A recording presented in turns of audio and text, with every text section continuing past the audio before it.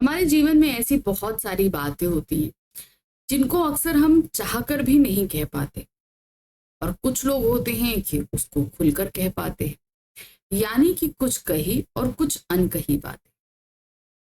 Hello everyone, मैं रूपाली वर्मा आप सभी के लिए आज लेकर आए हैं क्लास 9 हिंदी कोर्स बी का हमारा चैप्टर है स्पर्श भाग 1 के काव्य खंड का गीत अगीत। इसे लिखा है रामधारी सिंह दिनकर जी ने। यहाँ पर बताया है कि जिस तरीके से कुछ लोग अपनी बातों को गा कर कह देते हैं, यानी कि बहुत अच्छे से एक्सप्रेस कर देते हैं, लेकिन कुछ लोग अपने मन की बातों को अपने अंदर ही रह जाते हैं। तो उन्हीं को जो लोग गा लेते हैं उन्हें गीत के माध्यम से प्रस्तुत किया, और जो नहीं गा पाते वो होते हैं अगीत। बहुत ही खूबसूरती के साथ 3 उदाहरणों के जरिए उन्होंने यहाँ पर प्रस्तुत किया है।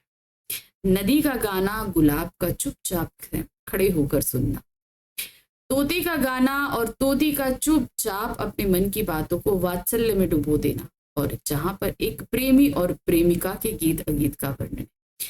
3 उदाहरणों के माध्यम से यहाँ पर उन्होंने इस कविता में हमें गीत अगीत की बातों को समझाया था।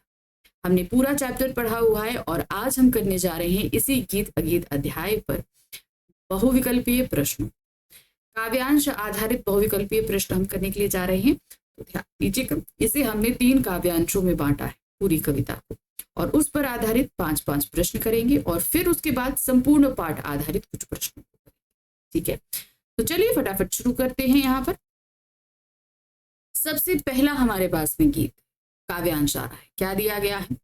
गाकर गीत विरह के ततनी वेगवती बहती जाती, दिल हल्का कर लेने को उपलों से कुछ कहती जाती, तट पर एक गुलाब सोचता देते स्वर यदि मुझे विधाता, उन्हें पतझड़ के सपनों का मैं भी जग को गीत सुनाता, गा गा कर बह रही निर्झरी पाटल मूक खड़ा तट पर गीत अगीत कौन सुंदर। अब यहाँ पर कवि क्या कह रहे हैं, देखिए क्या कह रहे हैं।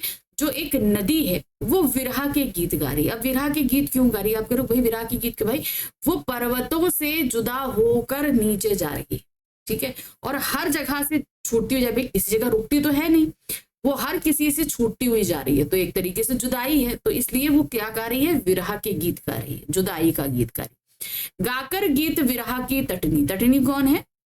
नदी।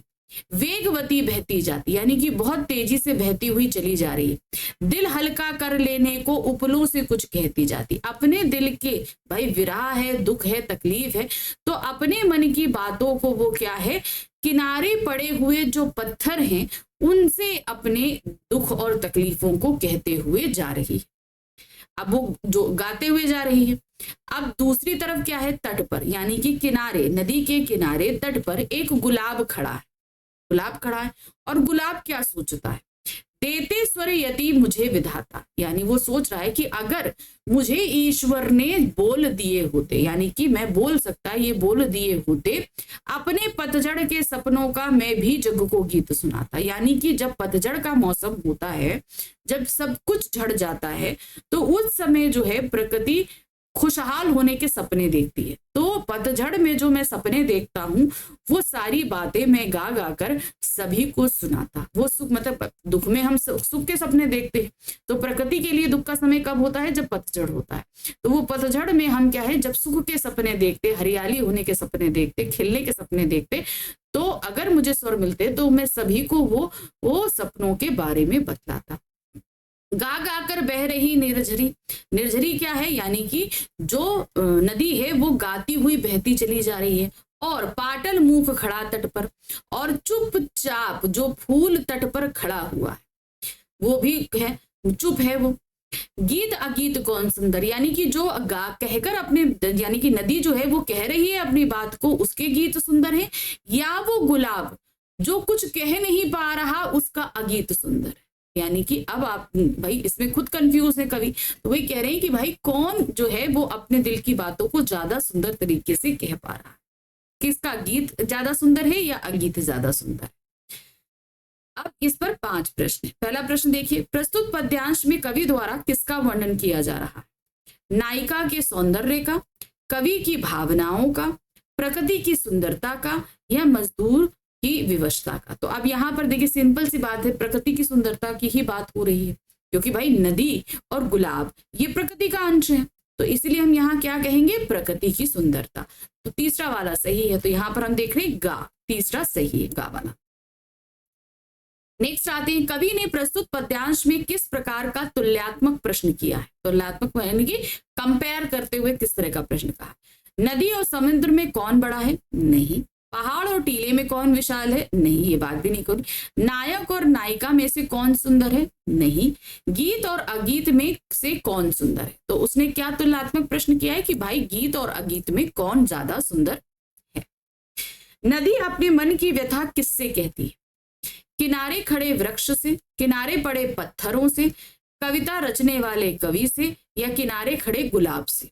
तो नदी अपने मन की व्यथा किससे कह रही है, बताइए, किनारे खड़े वृक्ष से या किनारे पड़े पत्थरों से। वो उपलों से कह रही है ना, तो सही क्या है, किनारे पड़े पत्थरों से वो अपने मन की बात को कह रही है। तो थोड़ा सा ये ध्यान दीजिएगा, क्योंकि वैसे तो यहाँ पर किनारे खड़े गुलाब से, गुलाब अपने मन की बात कह रहा है कि भाई अगर मुझे स्वर मिले होते तो मैं कहता पतझड़ के अपने सपने, लेकिन नदी अपने मन की व्यथा किनारे पड़े पत्थरों से कह रही है। नेक्स्ट आते हैं, यदि गुलाब को ईश्वर ने स्वर प्रदान किए होते तो वह क्या करता। ये कथन है, ठीक है। कारण क्या है, दुख भरे पतझड़ के दिनों में देखे गए अपने सपनों का गीत पूरे संसार को सुनाता। बिल्कुल सही है, कथन भी सही है, कारण भी सही है, तो दोनों सही है। कथन ए और कारण आर दोनों सही है, ठीक है। नेक्स्ट आते हैं, पद्यांश के अनुसार नदी के संबंध में कौन सा कथन सही नहीं है, ठीक है। नदी वेगवती है, सही है। नदी वियोग के गीत गाती है, ये भी सही है। नदी कलकल करती हुई किनारों से टकराते आगे बढ़ती है, ये भी सही है। नदी की दिशा निश्चित होती है, ये बात नहीं, तो ये वाला स्टेटमेंट गलत है। चलिए अब आ जाते हैं आगे। बैठा शुक उस घनी डाल पर जो खोते पर छाया देती, पंख फुला नीचे खोते में शुकी बैठे अंडे है सेती। गाता शुक जब किरण बसंती छूती अंग पण से छनकर, किंतु शुकी के गीत उमड़कर रह जाते स्नेह में सनकर।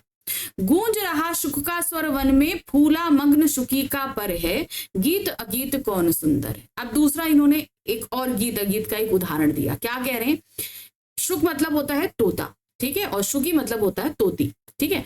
बैठा शुक उस घनी डाल पे, मतलब जंगल की एक घनी डाल पर एक तोता बैठा है जो खोते पर छाया देती। खोता मतलब क्या होता है, घोंसला।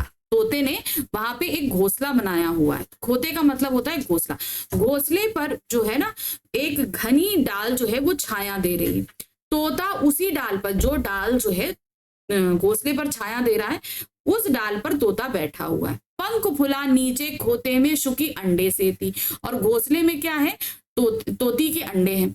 उनको सेने का काम क्या कर रहा है, पंख फैलाकर, पंख फैलाए हुए हैं तोती ने, और वो जो है अंडों को से रही है। गाता शुक जब किरण बसंती छूती अंगपण से छनकर। अब क्या कह रही, जैसे ही बासंती किरण यानी कि बसंत के मौसम की जो किरणें हैं वो घनी डाल से पत्तों से छनकर जब शुक पर पड़ती तो वो गीत गाना शुरू करता, ठीक है, गीत गाना शुरू करता।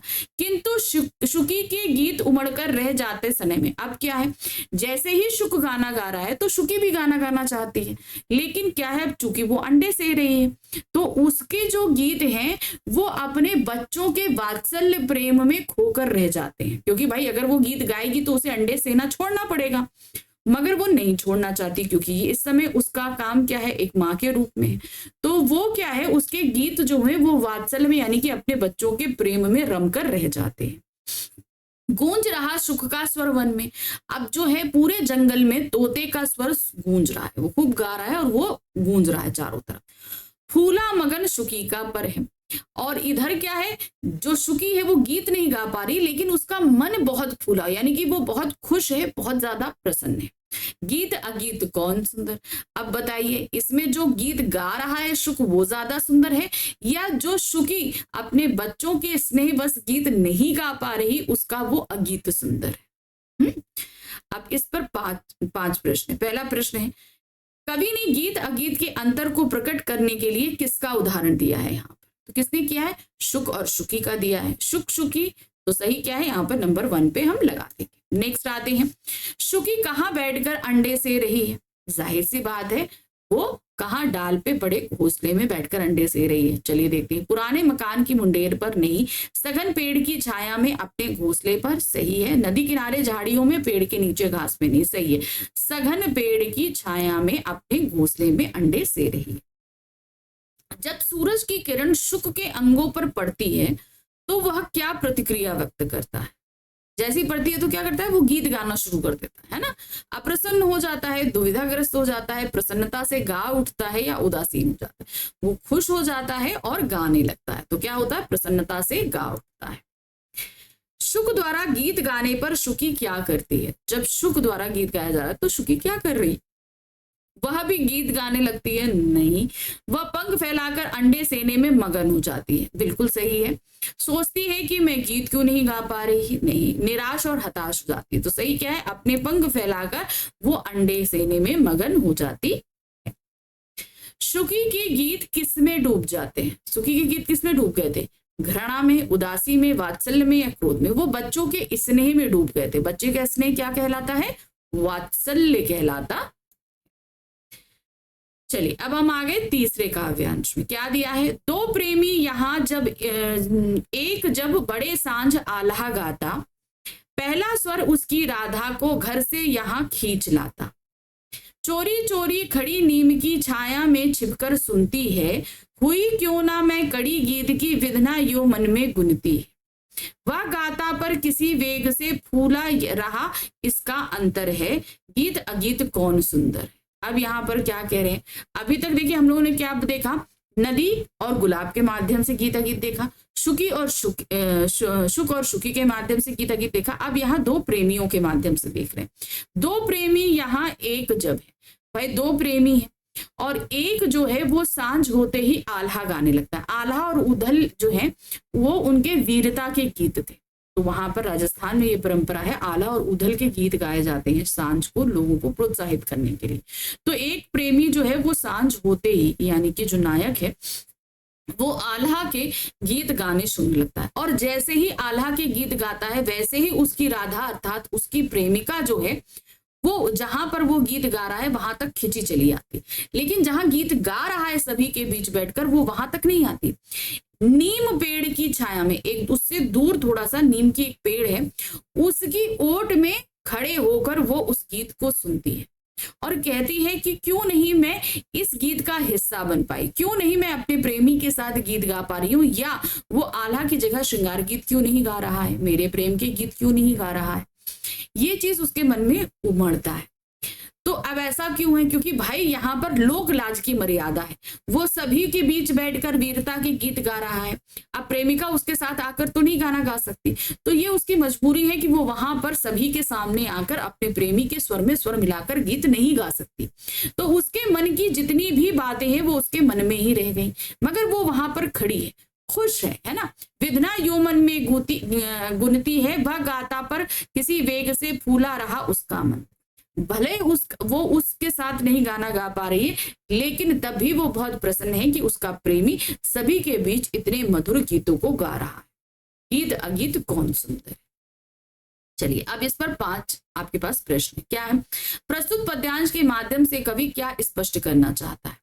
दो प्रेमियों के प्रेम की अभिव्यक्ति का अंत? नहीं। दो प्रेमियों के मध्य होने वाली टकरार? नहीं। दो प्रेमियों का विरह वर्णन? दो प्रेमियों के पारिवारिक संबंध? तो यहाँ पर क्या है, वो विरह है। भाई एक जो गीत गा रहा है दूसरा उससे दूर है, तो कहीं ना कहीं इन दोनों के बीच विरह है ना। तो सही क्या है, दो प्रेमियों के विरह को बता रहा है। नेक्स्ट है, पद्यांश के अनुसार प्रेमी किस प्रकार का गीत गा रहा है? वो आल्हा गीत गा रहा है और ये वीर रस से परिपूर्ण गीत होता है। ध्यान रखिएगा, आल्हा उधल गीत जो है वो वीर रस से परिपूर्ण गीत होते हैं। प्रेम विरह का गीत गा रहा है? नहीं। प्रेमी श्रृंगार गीत गा रहा है? नहीं। प्रेमी आल्हा गीत गा रहा है? सही है। प्रेमी देशभक्ति पूर्ण गीत गा रहा है, तो सही क्या है, आल्हा गीत। नंबर 3 सही है। तो यहाँ पर देखेंगे केवल 3 सही है, तो हम यहाँ गा पे मार्क करेंगे। नेक्स्ट है, प्रेमिका राधा प्रेमी के घर की ओर खिंची क्यों चली आती है? क्योंकि वहां प्रेमी ने गीत गाना शुरू किया था, उसके स्वर को सुनकर खिंची चली आती है। प्रेमी के मुख से ध्वनि सुनने के कारण, कोयल की मधुर कोक सुनने के कारण, प्रकृति के सुंदर संदेश के कारण, प्रेमी की स्थिति का पता करने के कारण। तो सही क्या है, प्रेमी के मुख से ध्वनि सुनने के कारण, ठीक है ना, स्वर की ध्वनि जो उसने सुनी थी ना उसके कारण वो वहां खिंची चली आई थी। प्रेमिका नीम की छाया में छिपकर क्या सोचती है, वो क्या सोच रही है कि भाई मैं उसके गीत का हिस्सा क्यों नहीं बन पा रही, है ना, यही पूछा ना। उसे यहाँ आते हुए कोई देख तो नहीं रहा, नहीं। मुझे विधाता ने पंख क्यों नहीं दिए, नहीं। वह गीत की कड़ी क्यों नहीं बन पाई, सही है। उसे विधाता ने मधुर कंठ क्यों नहीं दिया, तो सही क्या है यहाँ पर, वह गीत की कड़ी क्यों नहीं बन पाई।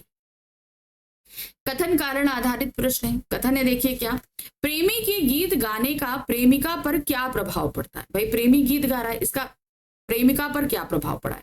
प्रेमिका का मन घृणा से भर जाता है, नहीं, गलत है। तो यहाँ पर कथन ए सही है लेकिन कारण आर गलत है, ठीक है। तो देख रहे हैं कथन ए सही है लेकिन कारण आर सही नहीं है, तो यहाँ पर हम लगाएंगे खा पर। नेक्स्ट आते हैं, शुकी शुक द्वारा गाए जाने वाले गीतों का आनंद। अच्छा, यहाँ पर हमारे पद्यांश आधारित प्रश्न खत्म हो गए। हमने 3 पद्यांश पढ़े, 3 पद्यांश आधारित 5-5 प्रश्नों को करा। अब हम पूरी कविता पर आधारित कुछ प्रश्नों को देखने वाले हैं। अब आप बोलोगे क्यों मैम, क्योंकि देखिए हम सिर्फ 5 प्रश्न दे पाए लेकिन उस पर तो और भी प्रश्न बन सकते हैं ना। तो अब हम उन्हीं प्रश्नों को लेकर आए, इनको ध्यान से देखिए क्या है। शुकी शुक द्वारा गाए जाने वाले गीतों का आनंद किस प्रकार लेती है, अपने बच्चों के स्नेह में डूबकर, बिल्कुल सही है। शुक के साथ स्वयं गीत गाकर, गीत के भावों को समझकर, स्वच्छंद हो आकाश में उड़कर। तो सही क्या है, अपने बच्चों के स्नेह में डूबकर, क्योंकि वो तो अंडे से रही है तो वो अपने बच्चों के प्रेम में ही डूबी हुई है। प्रेमी द्वारा आला गीत गाने पर कौन खींचा चला आता है, प्रेमिका राधा खींची चली आती है। तो देखते क्या है यहाँ पर, प्रेमी की प्रेमिका खींची चली आती है। कथन और कारण आधारित प्रश्न। कथन क्या दिया गया है, गीत अगीत कविता में कवि के मन में क्या अंतर्द्वंद चल रहा है, कि भाई गीत या अगीत दोनों में से क्या सुंदर है, यही उसके मन में चल रहा है ना। तो देखिए, उसके द्वारा गाया गीत सुंदर है या प्रकृति द्वारा ना गा सकने वाला अगीत सुंदर है। देखिए अब यहाँ पर गीत अगीत कविता में जो अंतर्द्वंद चल रहा है वो गीत अगीत को लेकर ही चल रहा है, यानी कि जो गीत गाया जा रहा है वो सुंदर है या जो नहीं गाया जा रहा है वो सुंदर है, ठीक है ना, यही, या प्रकृति के द्वारा ना गा सकने वाला अगीत सुंदर। तो यहाँ पर हम कहेंगे कथन और कारण दोनों सही है। तो यहाँ पर देख रहे हैं कथन ए और कारण आर दोनों सही है, तो हम यहाँ नंबर 3 पर लगा देंगे, यानी कि गा पर।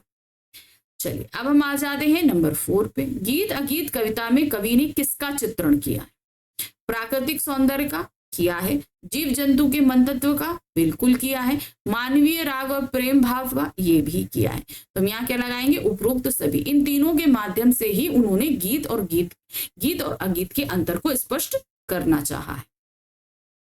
गुलाब के मन में किस बात की कसक है, अब गुलाब के मन में किस चीज की कसक चल रही है, उसकी पंखड़ियां क्यों झड़ जाती हैं, नहीं। वह दोबारा कली क्यों नहीं बन जाता है, ये भी बात नहीं है।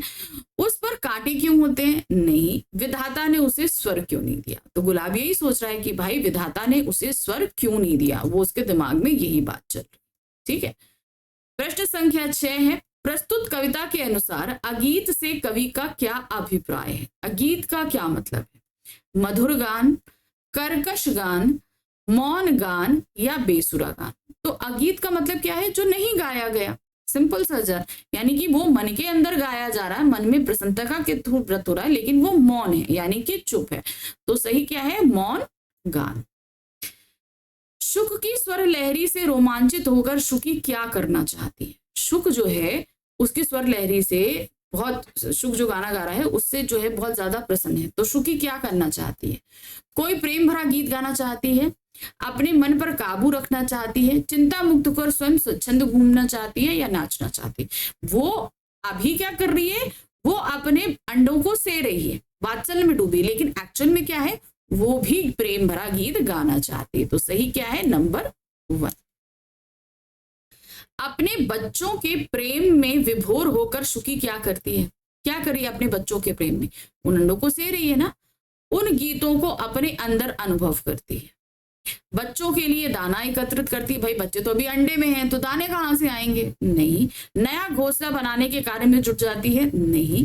शुक के प्रति अपना प्रेम अभिव्यक्त करती, वो भी नहीं किया। वो क्या कर रही है भाई, वो प्रेम में डूबी हुई है और उन गीतों को अपने अंदर ही महसूस की, गाना तो चाहती है लेकिन उसको क्या कर रही है, गा नहीं रही है, क्योंकि उससे जरूरी काम है अंडों को सेना। वो अपने बच्चों के प्रेम में डूबी हुई है और उन गीतों को अपने अंदर ही अनुभव कर रही है। शुक द्वारा गीत गाना तथा शुकी द्वारा मौन रहना क्या प्रदर्शित करता है। शुक तो भाई क्या है, शुक यहाँ पर गीत गा रहा है मगर शुकी चुप है, क्या प्रदर्शित कर रहा है, शुक अच्छा गायक है तथा शुकी गायिका नहीं है, नहीं। एक का स्वर गीत है और दूसरे का मौन अगीत है, सही लग रहा है। दोनों का स्वभाव विपरीत है, नहीं। दोनों का गीत गाना नहीं आता, नहीं। सही क्या है, एक का स्वर तो गीत है क्योंकि शुक गा पा रहा है, मगर शुकी जो है वो चुप रहकर अंदर ही अंदर उस गीत को अनुभव कर रही है, तो वो क्या है, मौन गीत है यानी कि अगीत है। तो यहां पर हम लगाएंगे नंबर 2 यानी कि खा। प्रेमिका अपने प्रेमी का गीत किस तरह सुनती है, नीम की पेड़ की ओट में खड़े होकर, है ना। देखिए, पेड़ की छांव में बैठकर, नदी किनारे बैठकर, चोरी से छुप छुप कर, या प्रेमी के सामने बैठकर। तो यहाँ पर 2 ऑप्शन सही है। पेड़ की छांव में बैठकर तो उसने किया था, वो क्या था, पेड़ की छांव में खड़े होकर। तो पेड़ की छांव तक तो सही था, में बैठकर गलत हो गया। दूसरा है चोरी से छुप छुप कर, हमें सही लग रहा, तो हम यहाँ पर गा वाले ऑप्शन में सही करते हैं। नेक्स्ट आते हैं, प्रेमी का गीत सुनकर प्रेमिका मन में क्या सोचती है। जब वो प्रेमी का गीत सुन रही है तो वो मन में क्या सोच रही है, काश वह दोबारा गीत सुनाए, नहीं। वह गीत को सुनती जाए, नहीं। वह प्रेमी के साथ गाए, नहीं। वह उस गीत का हिस्सा बन जाए। तो वो मन में क्या सोच रही है कि वो भी उस गीत का हिस्सा बन जाए, तो नंबर 4 पर टिक करें। नेक्स्ट आते हैं, निम्नलिखित में से किसके मन में गीत सुनाने का भाव उभर रहे हैं। किसके मन में गीत सुनाने के भाव उभर रहे हैं, नदी के हृदय में, उपलों के मन में, गुलाब के मन में, या धारा प्रवाह। तो सही क्या है, गुलाब के मन में गीत गाने के भाव उभर रहे, वो गीत गाना चाहती है। नदी किस प्रकार का गीत गाती है, संतुष्टि का, प्रेम का, विरह का, या ईर्ष्या का। वो कौन सा गीत गा रही थी, विरह का गीत गा रही थी, क्योंकि भाई वो सबको छोड़ते हुए आगे बढ़ते हुए चली जाती है, इसलिए उसमें क्या है, वो विरह के ही गीत होंगे, किसी के पास भी नहीं ठहरती, वो तो आगे चलती चली जाती है, इसलिए वो कौन सा गीत गा रही है, विरह के गीत गा रही है। गीत अगीत कविता में कवि ने निर्झरी शब्द किसके लिए प्रयुक्त किया है, निर्झरी शब्द किसके लिए प्रयुक्त किया है, नदी के लिए प्रस्तुत किया है ना। तो सही क्या है, नदी के लिए। नेक्स्ट आते हैं, शुकी के गीत किसमें डूब जाते हैं। जाहिर सी बात है, किसमें, अपने बच्चों के प्रेम में यानी कि वात्सल्य में डूब गए थे। तो सही क्या है, वात्सल्य। तो देखा कितनी जल्दी हमने फटाफट ये वाला चैप्टर खत्म किया। आपको पूरी कविता हमने फिर से समझा दी और साथ ही साथ क्वेश्चंस, ठीक है। तो चलिए ध्यान से ही पढ़ते रहिए, अभी हमारी इस बुक के 2 चैप्टर बाकी, ठीक है ना। तो उनके साथ भी हम जल्दी आएंगे आपके लिए। अगला हमारा अध्याय कौन सा है, हमारा अगला अध्याय है अग्निपथ, उसको लेकर आएंगे, उसके भी मल्टीपल चॉइस क्वेश्चंस करेंगे। लेकिन उससे पहले फटाफट चैनल को लाइक, सब्सक्राइब, शेयर कीजिए। कोई भी क्वेरीज है, कोई भी चीज है, आप कमेंट बॉक्स में कमेंट ड्रॉप कर सकते हैं। इसके अलावा टेलीग्राम चैनल ज्वाइन कर सकते हैं, जहां पर आपको सभी वीडियोस के लिंक इजिली अवेलेबल होंगे। इसके अलावा आपको अगर जो है नोट्स की रिक्वायरमेंट है तो उसके लिए आप मुझे पर्सनली टेलीग्राम पे मैसेज कर सकते हो, तो वहां पर भी हम आपसे कनेक्ट होकर आपको नोट्स प्रोवाइड करा देंगे, ठीक है। तो चलिए जल्दी मिलते हैं दोबारा हम next chapter. Thank you for watching, bye bye.